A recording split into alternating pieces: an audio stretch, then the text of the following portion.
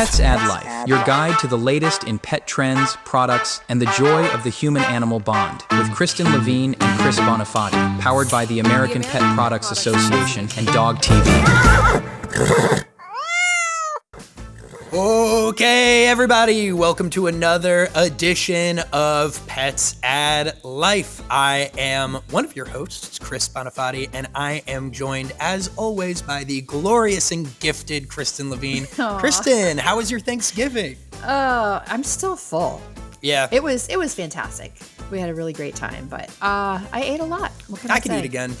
I'll be honest, I could eat again. It's kind of like an empty void. Now, when is too long to keep eating leftovers? Like, would you eat leftovers today? Yeah, no such thing. Oh, okay. I'm still eating leftovers. You're not sick of it by now?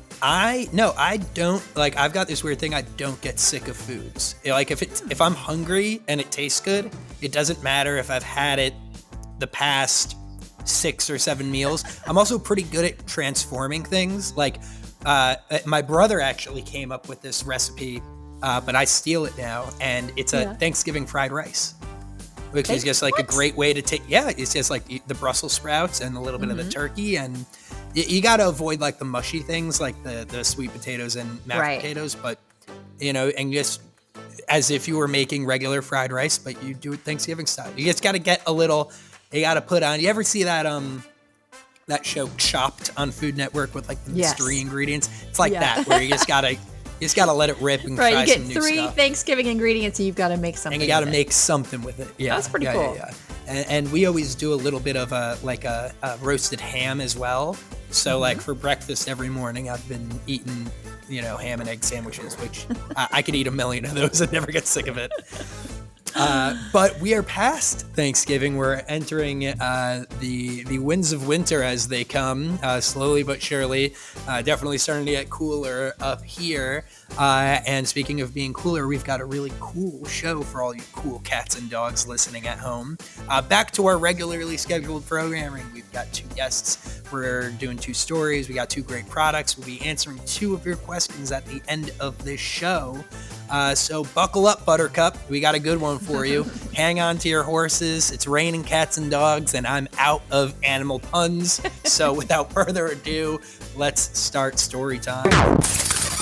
Kristen and Chris present Story Time. All right. I have a story. Actually, this is unique. It is a positive story about a commercial airline. That's great because my story is a little less positive, so I'm happy you're bringing. Usually I'm the downer. I know you're usually bringing it down. I'm so glad that I'm not the downer today. So, and I know a lot of us are going to be flying for the holidays. So, How about an uplifting commercial airline story for you? So I discovered this when I was looking up information about the storms that we had back in the fall in Western North Carolina and in Florida. And I came across a really nice story about Southwest Airlines and one of their pilots. So did you know that Southwest Airlines donated it? I couldn't tell if they were multiple flights or not, but at least one cargo flight and crew to evacuate homeless pets from shelters in Florida and South Carolina and North Carolina, and flew them up to Minnesota. And during this particular flight that the story is about, the pilot, who they do not name, but he fell in love with one of the little kittens that was on the flight, and the kitten's name is Avery, and he adopted Avery at the end of the flight. He decided when it was time for him to hand the kitten back to the shelter workers, he's like, I can't do it. I'm in love. So he adopted Avery. But this was a tremendous effort where they flew about 150 pets from those areas that were affected by the storm. It was a collaboration between Lucky Dog Animal Rescue, Southwest Airlines, and Greater Good Charities. So I thought that was a nice, happy story to share with you guys. Yeah, I thought you were going with the story how Delta's going to start serving Shake Shack burgers on their flights.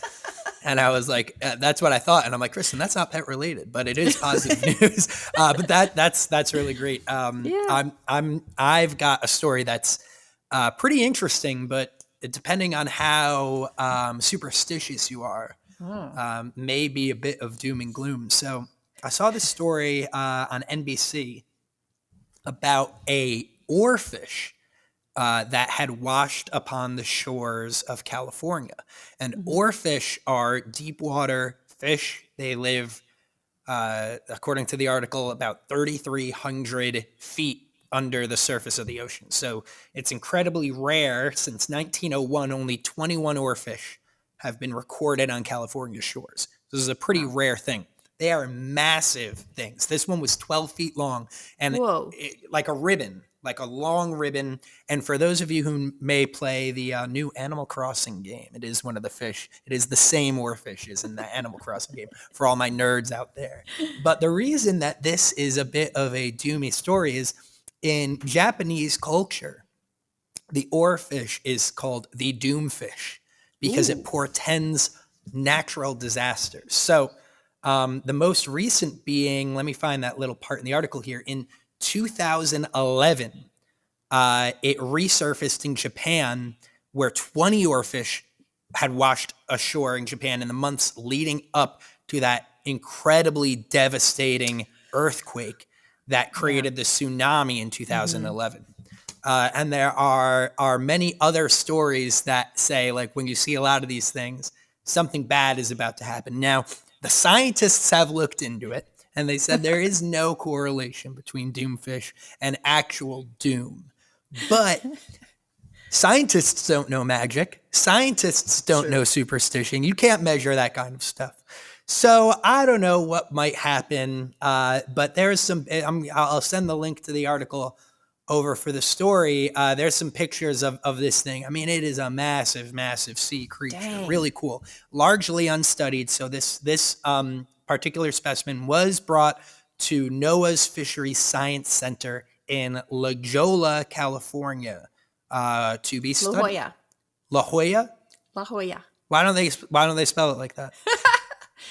I only know that because my dad lived there. Oh, but why don't they spell it like that? Why is I it don't know. Jolla? I guess it's H-O- probably Southern California, so it's probably heavily influenced by Espanol, which makes a lot of. Now that I'm looking at it, yeah. Yep. I'm looking at it now, and I realize I'm dumb. But hey, that's why Kristen's here.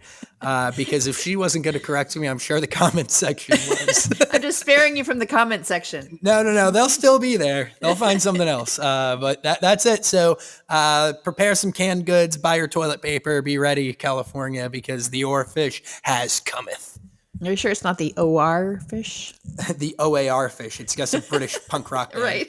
Beyond the Leash, exploring the untold stories of pet passion and professionalism. All right. You are going to love our first guest, Dr. Ernie Ward, veterinarian and pet nutrition expert.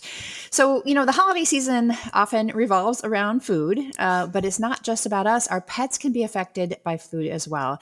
And today we're joined by Dr. Ernie Ward, an internationally renowned veterinarian and advocate for healthier lifestyles for pets and their people. Now, Dr. Ward is a leader in pet nutrition, obesity prevention, and weight loss. And he has spent his career improving veterinary standards and promoting better care for animals. Dr. Ward is the founder of the Association for Pet Obesity Prevention and the World Pet Obesity Association. He's also the author of The Clean Pet Food Revolution and Chow Hounds, Why Our Dogs Are Getting Fatter. So with the holidays upon us, Dr. Ward's here to share his advice on everything from healthy feeding habits to avoiding the dangers of holiday treats for pets. Welcome, Dr. Ward. Oh gosh, it's my pleasure. I'm just so glad to be with you guys. You guys do such great work. I mean, educating pet parents around the world on how they can be better parents, right? I mean, this is really about the relationships, and we want to preserve their health and longevity, as long as possible. Yeah, absolutely. And we're really delighted to have you here today. I'm going to let's start it off with a really basic question. And that is, around the holiday time, what are some of the biggest feeding mistakes that we are making as pet owners this season?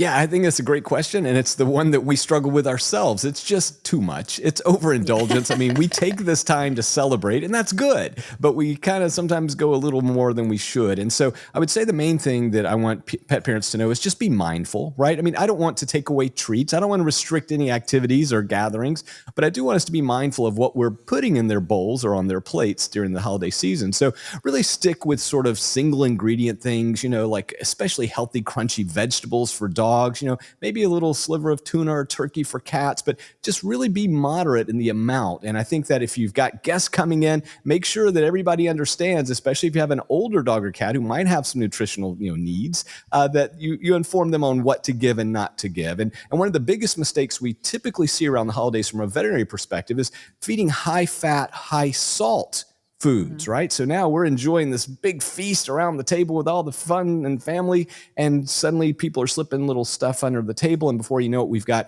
a serious medical condition. This can be pancreatitis. I mean, this can be a lot of GI upsets, so we can have vomiting, diarrhea, dehydration. So the main thing is just talk to the guests and say, hey, listen, we want to make sure everybody's mindful of treating. We want you to give treats, but here's the treat jar, and everybody take one, break it in half, and give it to Buster if you want. Yeah, that's great advice. I mean, one thing that you could trust dog and cats to be good at is tricking people into thinking that they haven't eaten, right? And I think the other part of this is when you're looking at your animal, I think a lot of people underguess what obesity is, right? They think that the animal has to look nearly grotesque or round for it to be considered obese, but it really isn't quite like that, correct? That's exactly right. And this misperception, this, I used to call it the fat pet gap. And it's that people look at their dog or cat and they say, oh, a little chunky, a little fluffy, I got a little chunky cat. And they don't understand that excess adiposity, which is the medical term for excess body fat, belly fat, it's really harmful. And so, if you're just looking at your dog or cat, you may not be getting the whole picture, so to speak. And this is why your veterinarian does something called a body condition score, where we look at musculature, we look at where the body fat is deposited. So is it around the hips and the ribs, or is it in the abdomen? All those areas really do make a big impact physiologically, because it's not just the weight. In fact, I'm not interested at all in your dog or cat's weight. What I am interested in is the amount of body fat. And when it gets into an excess amount, that's when harmful consequences occur. Mm-hmm.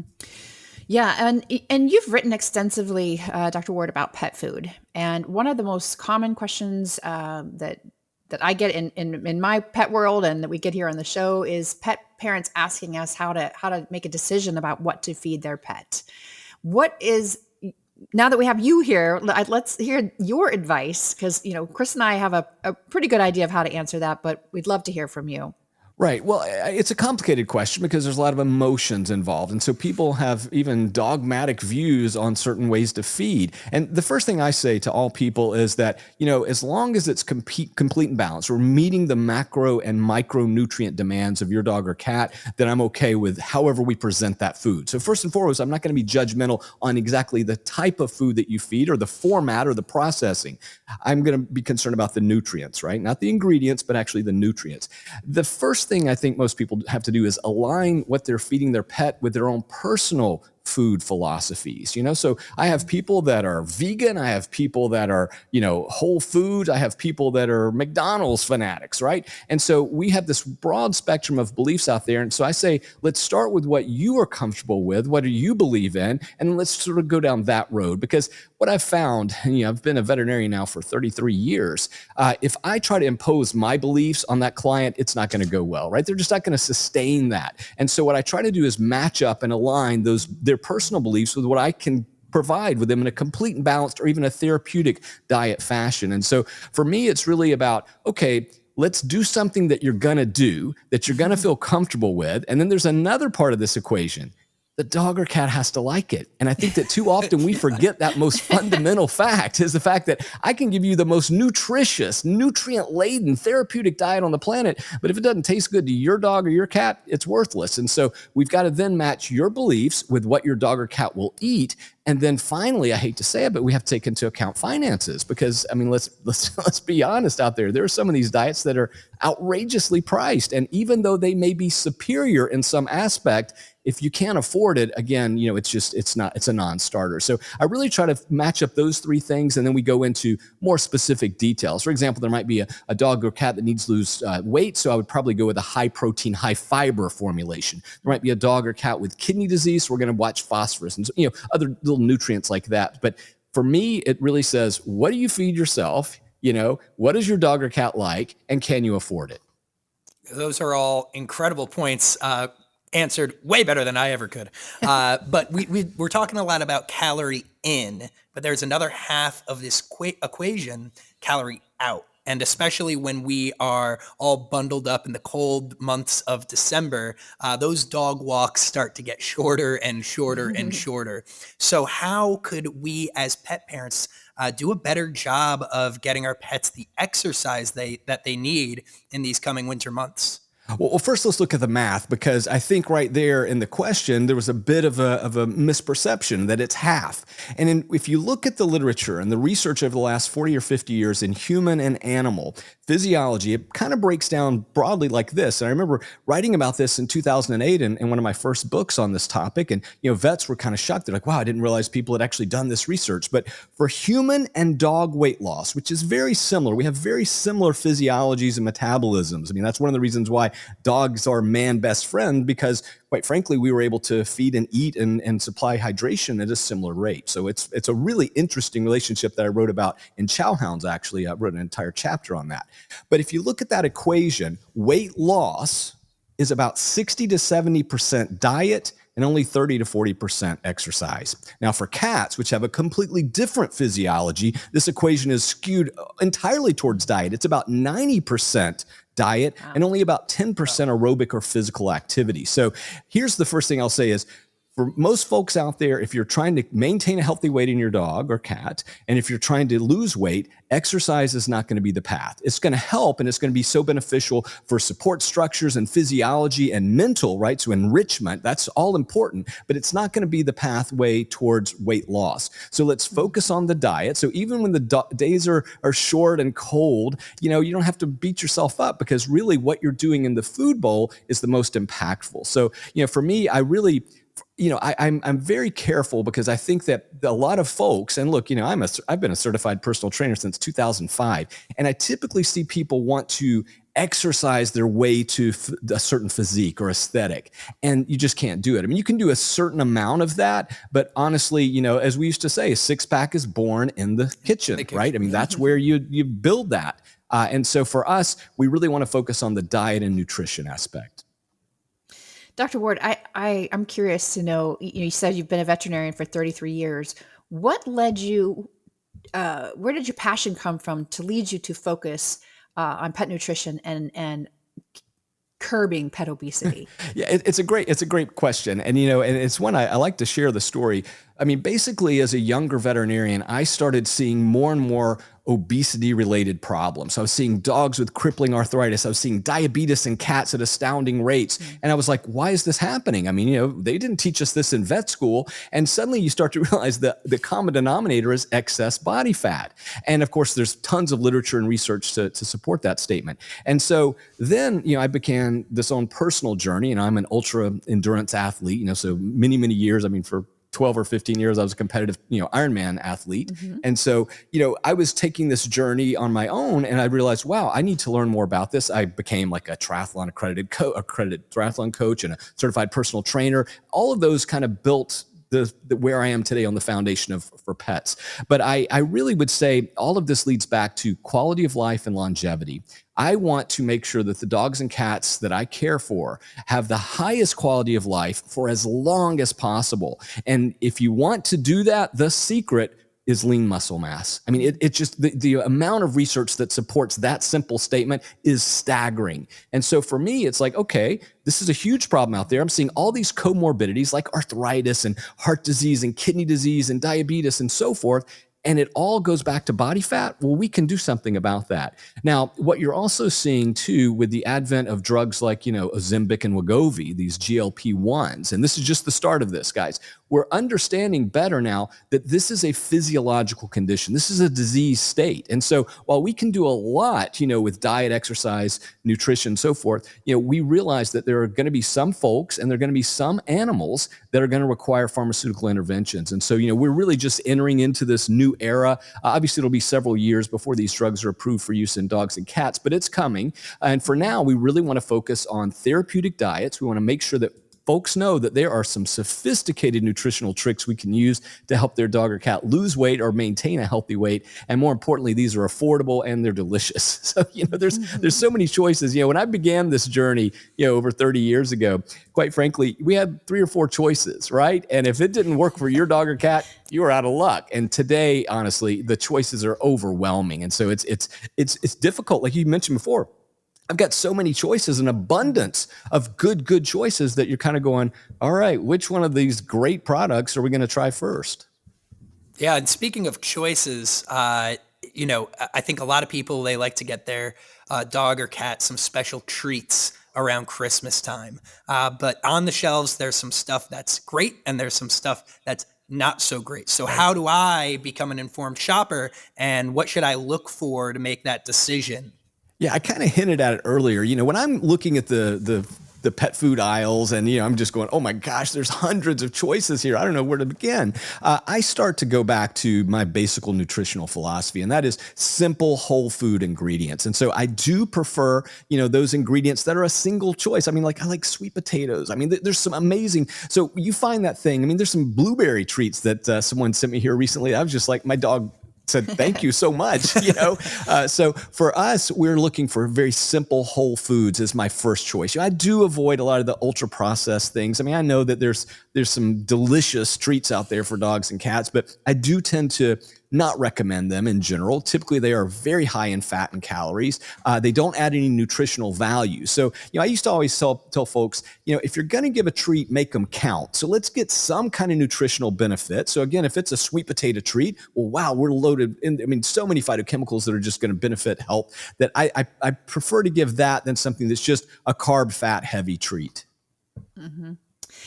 Well, and let's wrap up this conversation, Doc, with just give us a little hint about what the book, your Clean Pet Food Revolution book, is all about. Yeah, that was a book that came out right at the beginning, January of 2020. And so we might remember there was something that happened right after that. The book tour gets canceled, so it kind of got buried and it really got relegated to the bookshelves of academic institutions, which is great, but it didn't reach the audience we hoped. But basically what I was trying to explore was the impact on climate change that the global pet food industry had. And that was something that really hadn't been discussed or really covered much in the literature. And so I wanted to do a deep dive. I had a fantastic co-author who's an animal ethicist from the UK, a dear friend of mine, Alice Oven.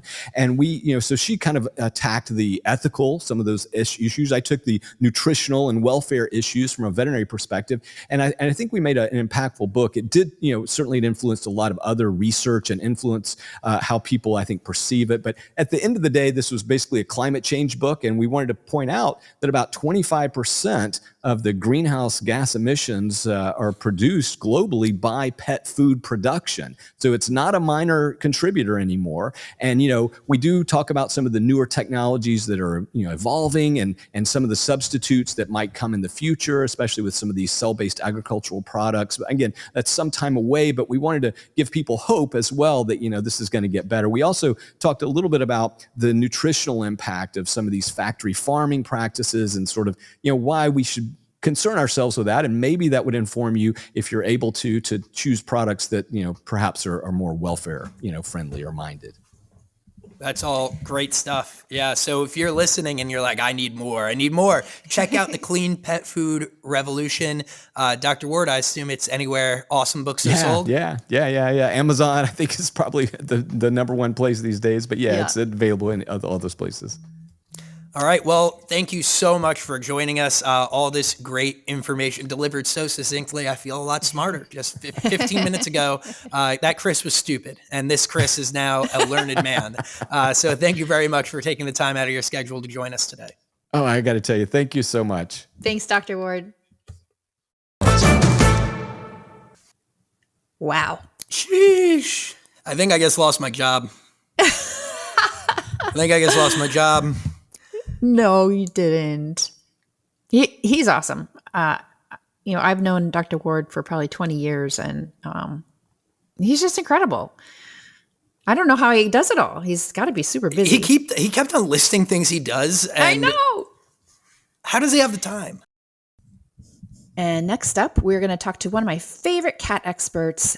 She is quite interesting. She's actually going to have her cats with her. So let's meet her now.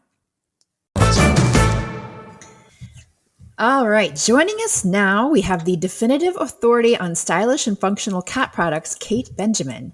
She's got a background in design, consumer product development, marketing, and entrepreneurship. And Kate started her blog, Modern Cat, in 2007. And she did that to fill a gap in the market for design-conscious cat owners.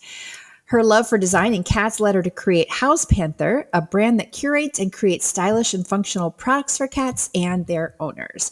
Kate is also the co-author of 2 New York Times bestsellers, Catification, I love that title, that's awesome, and Catify to Satisfy, written in collaboration with cat behaviorist Jackson Galaxy. Kate's expertise has been featured in major media outlets like the New York Times, the LA Times, CBS Sunday Morning, among others. And Kate lives in Phoenix, Arizona with her husband and 11 rescue cats. Welcome, Kate. Thank you so much for having me. Oh, it's so great to see you. I haven't seen you in many years, and I was so excited when I saw your name on the podcast guest lineup for today. Yes, I know. It's great to see you too. I've been following everything you do. Love it all. Oh, well, I think the first question we wanted to ask to kick it off is to explain what inspired you to merge your passion for design with your love for cats, and how did that ultimately lead to the creation of Hauspanther? Yes. So as you said, I started writing about cats and design way back in 2007. So things were so different. I really I wanted to bust that crazy cat lady stereotype, show people that they can have a home that gives the cats what they need to live their really best lives, but in a way that they think is also beautiful. They don't mind living there. They don't mind having guests come over, because that's how I felt. I had a background in design. At the time, I was working at a children's product company that focused on the same thing. Just because you have kids doesn't mean your house has to look like a daycare center. So I kind of said, well, how come nobody's doing this for cats? And back in the day, it was hard to find things there. I had to really search and look around. A lot of things came from Europe. There were a few companies who kind of were addressing good design for cats, but most of the focus in the industry, as you know, was on dogs at the time. And so flash forward to today, it's a completely different world. I mean, the whole industry has really stepped up, which is what I originally wanted, was to just make more options accessible for people in terms of the things they need to have in their home and the style and design options that are available to them. And so now you can find anything you want from all over the world, tons of things. Yeah. So it makes me so happy. You're a pioneer. Thank you for pioneering on behalf of cats and cat people everywhere. We finally had this beautiful cat thing. As a fellow cat dad, I don't have 11 cats. I have one 21-year-old grumpy lady cat. But thank you for being such a pioneer. And what pioneers must do is blend form and function. Obviously, you're making some of this stuff for cats, and it is to serve a purpose. So can you talk about your philosophy and how you blend an aesthetic with the actual function of some of this stuff? Oh, absolutely. So my background in design comes from a really user-centered design place, right? So both my undergraduate and my graduate degree really looked at that concept of, okay, what is the functionality in addition to the form? And so when you look at pet products, you have two users. You have the animal and you have the human. And so you have to make something function for both, right? So you have to understand that whole cat behavior world and environmental enrichment and what are the things that cats need in order to thrive. And then you have to understand the ergonomics and like, is it easy to clean? Is it easy to move? Can you install it? Are parts on, say, a tower or a scratcher easily replaceable so that you don't have to throw the whole thing away and buy a new one. So you're really looking at those two areas of function. So it's a kind of a complicated project. Then on top of that, you're layering sort of current style and design trends. What are people looking for in their home? Looking at different other regular furniture manufacturers, designers, things like that, for what are the current trends. So when I design products, I'm kind of keeping all those things in mind. When I'm looking at products from other companies to feature, to write about, same thing. I'm looking for people who are really on top of it. And those are the changes we've seen in the industry, I think, over the years, is that everybody gets it. They're not everybody, but a lot of the companies are starting to really understand that you have to cater to both users and you have to look at current design trends. Kate, let's talk a little bit about the costs of some of your designs or some of the others across the industry. Does it cost more to have the form and function and design implemented into your home than the more traditional type of things that are available? Not necessarily at all. Everything I do around catification is about just giving it a little extra thought, right? So, I mean, that's what design is, right? When you just sit down and you think about a decision, you're making a decision of materials and placement and colors and style and function. And so you don't have to go out and spend a ton of money.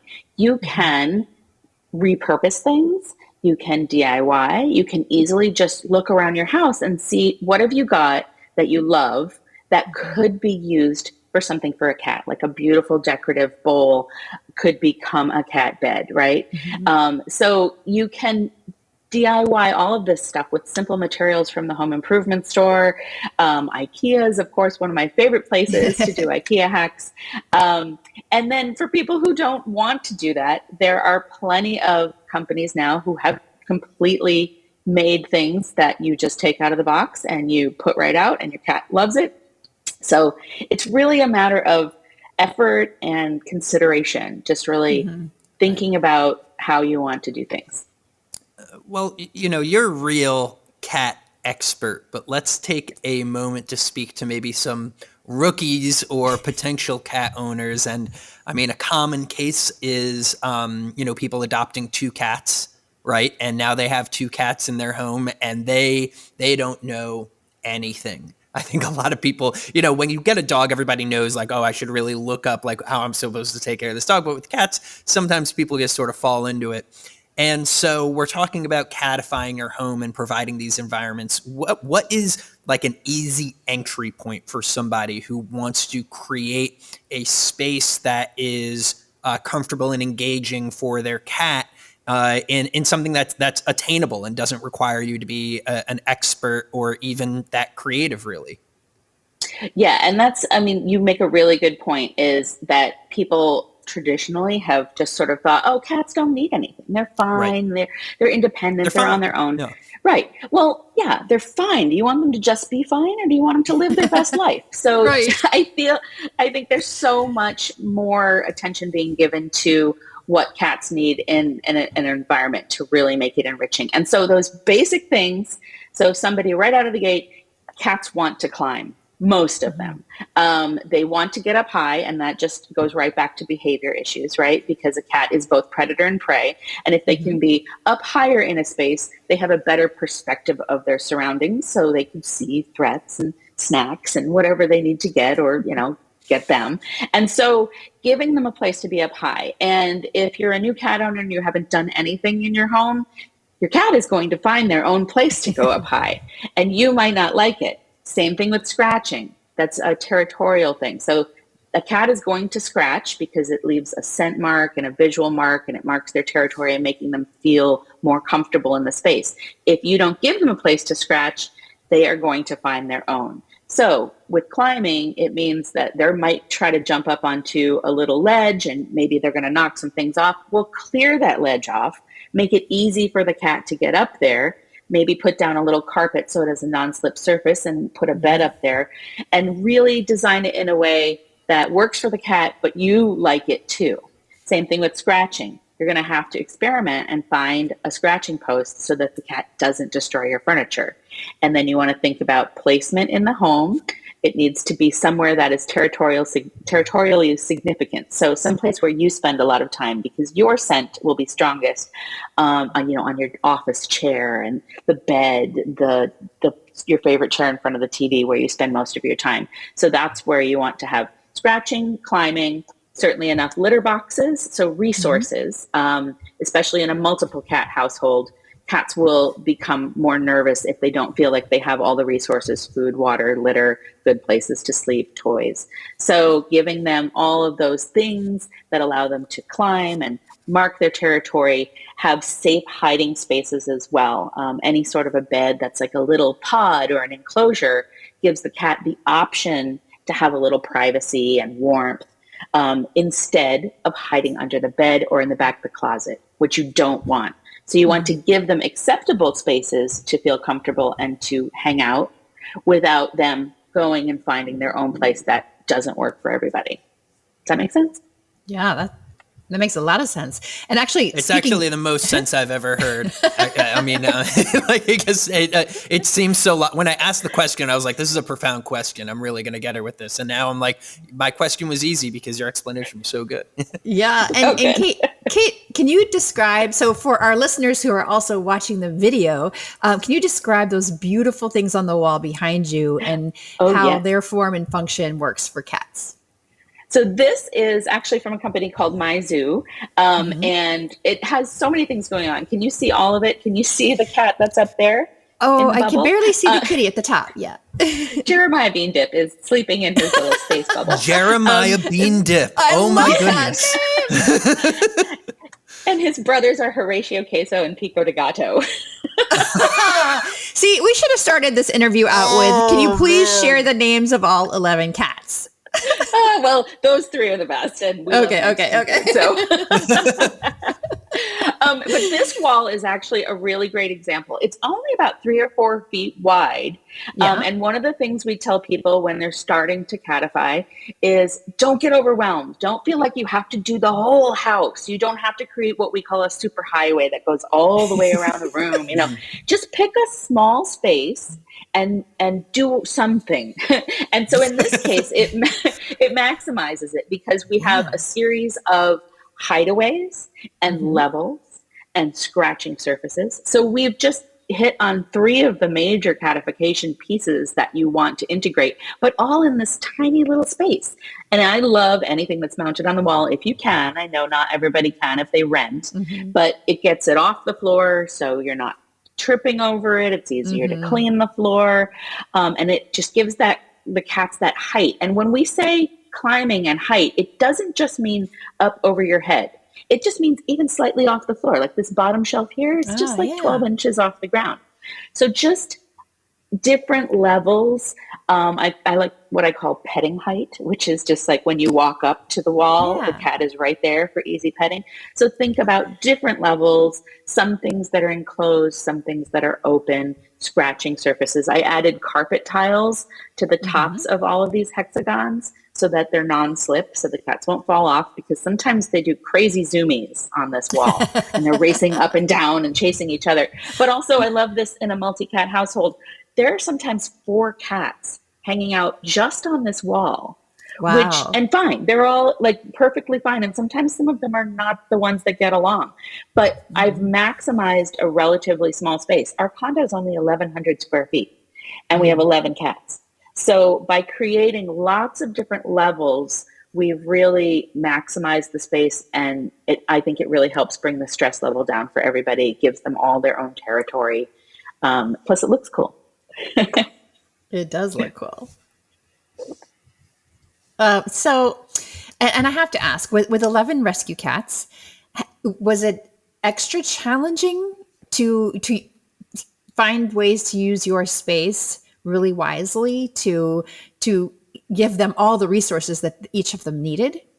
I mean, you're an expert, so it probably wasn't that difficult, but I would imagine it was a little bit of a challenge. Well, our condo is definitely like a working laboratory. And also, when you have this many cats, it's more like shelter design than residential design. So I have found, because I'm doing a lot of cat shelter designs now, and cat cafes and things, spaces for many cats that have a big turnover. So we don't have the turnover that you'd have in a space like a rescue or a cat cafe, but we have the volume. So things definitely have to be durable or, replaceable and easily sanitized. The big reason I bought this condo is because it had excellent catio potential when we bought it. And then I immediately enclosed the whole back part is a patio that had a wall around it. And then I enclosed it. So the patio is amazing. It dramatically extends the space. It gives the cats fresh air, outdoor time. Yeah. Most of the litter boxes are out there, which is really good. So adding a catio is good. Adding the extra vertical space really increases. And it's just kind of been evolving over the years. I only had 4 cats when I moved in here. And then in the time that I've lived here, I've had 25 cats that have come and gone over that, period of time. So it's had a lot of testers and we've tried a lot of different things, but it really is just a matter of trying it, see what cats like. They'll tell you, they'll give you feedback. It might take time. If somebody hangs up a shelf and a cat doesn't go near it, don't freak out, take it down. Maybe move some other things around it, give them time to find it, help them go up there with a toy or a treat or something. And they'll eventually realize that space is for them, especially if you've been shooing them off of things for a while. If you go ahead and give them something, they may be like, I don't know, is this for me?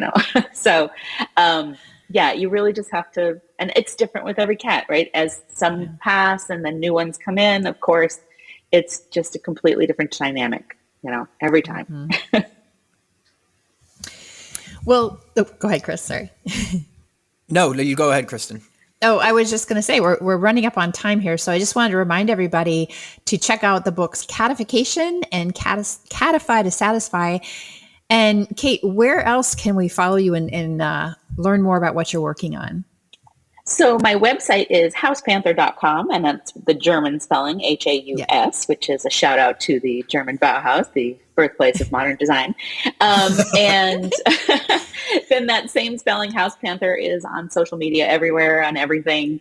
And if you come to the website, you can sign up for the email and get my feline design tips, which I'm constantly looking for things from all over the world that are things for cats and things for cat lovers as well. So anything that celebrates our love of cats in a stylish way and, bust that crazy cat lady stereotype.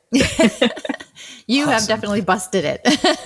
Yeah, myth busted. I'm saying it for sure right now. Thank you so much for taking the time out of your day, your busy schedule with 11 rescue cats to talk to us and all of our listeners about the wonderful life you lead. I was looking around your website. There's some really cool stuff on there. Already thinking gift ideas for maybe Christmas for my unstereotypical crazy cat lady wife. Thank you for that. So you may be seeing a couple orders coming in through Connecticut, but thank you so much for taking the time today, Kate. Thank Kate. you for having me. Kristen, I hope anybody out there who may be a realtor was listening, because catio potential is a term you should be working in to your listings. So true. That's a great point. Yeah, that's actually it is kind of funny how when you're shopping for a home, if you're a pet owner, especially like a hardcore one or a real advocate, how that fundamentally changes what you look for in a home. Absolutely. And there are realtors that specialize in finding homes or selling homes being the buyer's agent for pet owners. I didn't know that. For a second, I thought you were going to tell me that there's realtors who represent dogs to find their little dog houses. I didn't explain it very well, but you get the idea. No. Let's pull on this thread more. There's got to be somebody out there who's like dresses up in their little suit with their briefcase and they go around to the dogs and take them to all the different. They line up a bunch of dog houses in the backyard and let the dogs try them out. They get a solid 2.5% cut on the deal. Let's find one of those. Find me a dog realtor. We want to interview Ron, that person. get him on the show. We need a dog realtor on the show. But I mean that conversation was awesome. It really is impressive what you can accomplish when you commit yourself to a design that is beyond just what you need as a person, because we're often, as selfless as we could be in the way we treat our pets, we could often be quite selfish in the way we treat our home in terms of the pet. So it was really cool to talk to Kate about stuff like that. The product of the week. Okay, time for my product of the week. And this one was heavily inspired by seeing all the lazy dogs laying down after Thanksgiving, including all the men in my family laying on the floor working on that digestion. And I was thinking, I gotta find a dog bed that could also arguably be used for people, and I did found it. So it comes from a brand called Buffy. Beautiful beds, come in all sorts of colors. But there's a few different reasons why I like it. The sustainable and orthopedic materials makes it just absolute. I mean, the pictures of in the reviews of these dogs, when you just see something comfortable because it just sort of molds itself around. It just looks nice. It's got a pillow there that actually kind of gets like strapped down and around, so it actually stays there. Because I know when we give our family's dog a pillow, it kind of just gets like tossed around as they kind of work their way into the bed.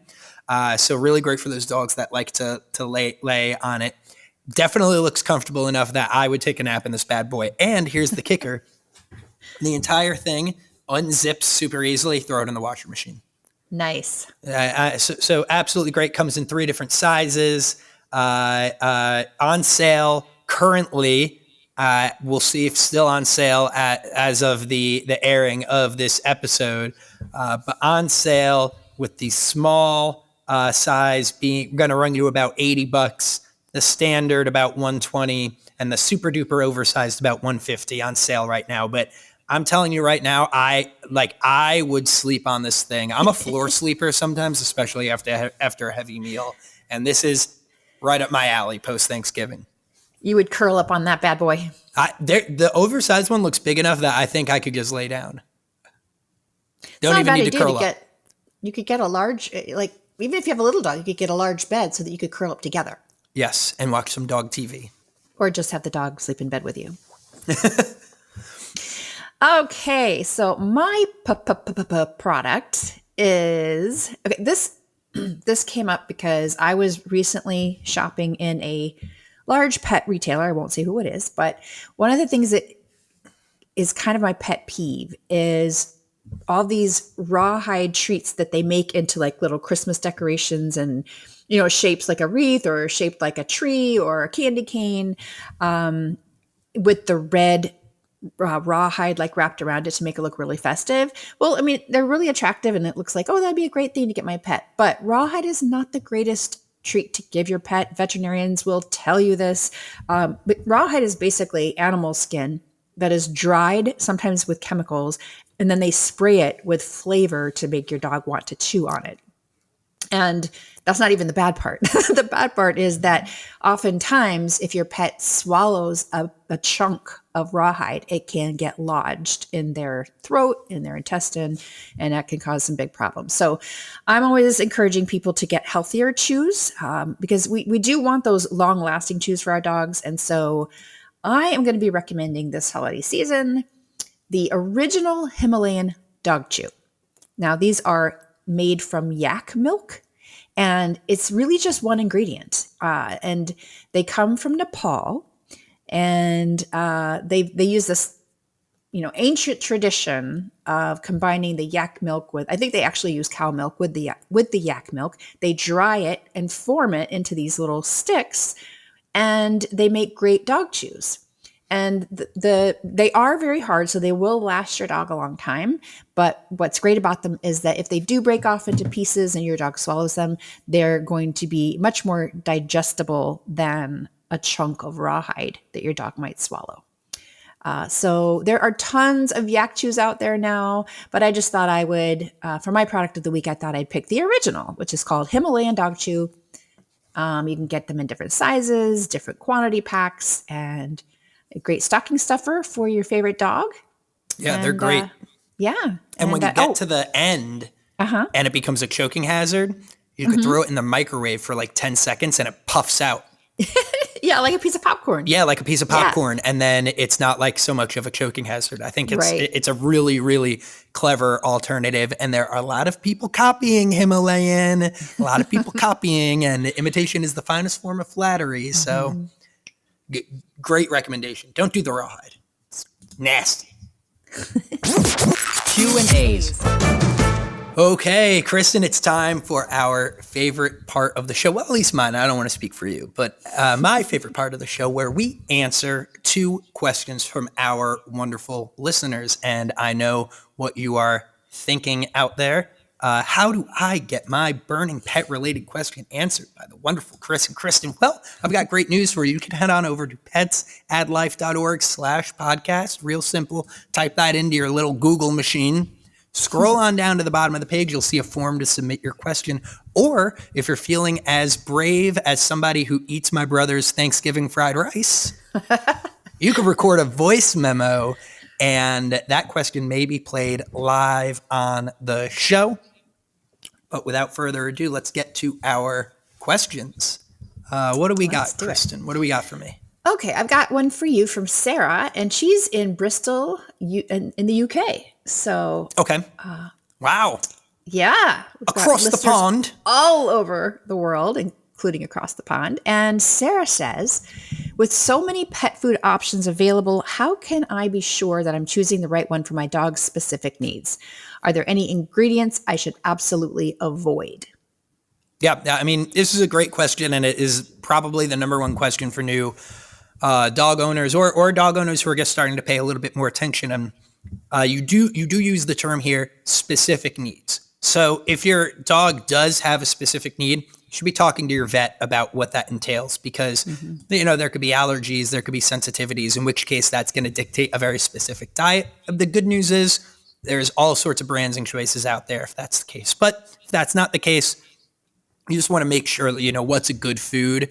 The bad news is with a lot of these foods, they don't have to list the ingredients out like we do with people food, but they do have to list out the contents of the food by a percentage. And you want to make sure that an adult dog, most vets recommend that their diet contains about 50% carbohydrates, at least 5% fat, and at least 10% proteins. And then you'll also hear this idea of 80-20 being, kind of whipped around, where 80% of the diet is meat, 20% is other ingredients. And I've talked about this before. Dogs are not carnivores. They are opportunistic omnivores, and they will eat things like grains and pumpkins and potatoes that are very good for them. They're very healthy. The dog doesn't need to just have a strict carnivorous diet to be healthy. Obviously, there's going to be some ingredients that are better than others. There's going to be some foods that are better than others, but there's a few traps that I'm going to tell you to avoid. The first is expensive food isn't always better. Go ahead and look at that ingredient list on the bag. I know for a fact that the Kirkland brand dry dog food with just a little bit of topper supplement can compete with almost every main brand dry food. If you look at the breakdown of its crude protein, fat, and carbohydrate content, just as good as anybody else. That said, your dog has to like it, eat it, and enjoy it. So that's, the other tough part. The other thing is grain-free, not necessarily better. The other thing is raw, not necessarily better. I would say if your dog is eating a certain food and that food follows 80-20, follows those other sort of ratio recommendations, and the dog acts healthy, and the dog has energy, and the dog's coat is beautiful and shiny, then you're good. There's no reason to get complicated. If the dog is happy and healthy, you're doing a great job. If they're not happy or they're not healthy, it might be worth either looking to just upgrade the food to a better quality, or it could be that your dog has some type of allergy or sensitivity, in which case it's time to go to the vet and get a recommendation for something more specific. Great answer, Chris. Whew. Thank you, Sarah, for that great question. My question for you, Kristen, comes the other direction. We're going to Emily in Portland, Oregon. So across the country this time. Thank you, Emily, for your question. And Emily asks, I've heard that some breeds, like huskies with autoimmune disorders or bulldogs with respiratory problems, are prone to certain health issues. How do I know if getting one of these breeds is safe? And does it mean a dog will definitely develop these conditions? This is a great question from Emily. That is a great question. Thank you, Emily. So you are right. What you have heard is essentially most purebred dogs do have a predisposition to a particular type of health issue. If you've decided that you definitely want a purebred dog, I do have some advice for you. However, if you would consider a mixed breed dog, mixed breed dogs do tend to be a little bit hardier and healthier. That's a very general statement, but it's widely known.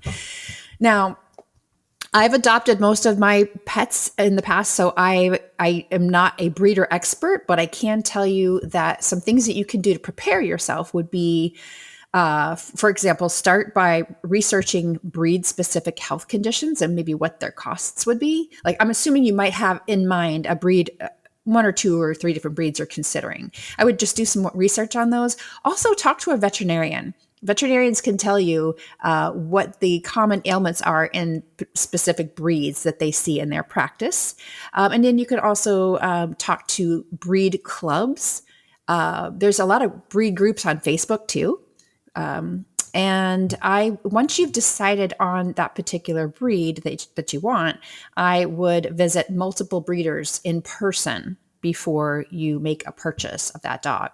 And ask them for references so that you can talk to people who have purchased from this breeder to confirm that they've had a good experience with the health of that dog. And in the meantime, I'd consider getting pet insurance, because even if your dog is predisposed to a particular health condition, that's certainly not a guarantee they're going to have that problem. But accidents do happen and illnesses do happen. So just because you get a hardy breed dog or mixed breed dog doesn't mean you're not going to have a surprise visit to the vet. So hope that's helpful, and best of luck with your selection. Great question, Emily, and great answer, Kristen. I've got nothing to add. Except that, the bulldog respiratory thing's definitely real. French That's bulldogs. for real. Yeah, I mean, it's totally real. Yeah. Definitely, especially Frenchies. Yes. They barely breathe. Well, and the more popular a dog breed is, the more breeding is going to be done. Yeah. And more people get into the breeding to make money as opposed to because they love that breed. So you have to be particularly careful with those breeds that are very popular. Like Very Frenchies. true. Great point. Great advice. Yeah. Awesome. But unfortunately, that brings us to the end of our show. But fear not. Yeah, wah, wah, wah. Fear not. We'll be back next week with another episode of Pets Add Life, as always, coming at you from our beautiful homes in Connecticut and North Carolina. But until then, be kind to yourself, be kind to your animals, and we will see you back here next Tuesday. Bye-bye.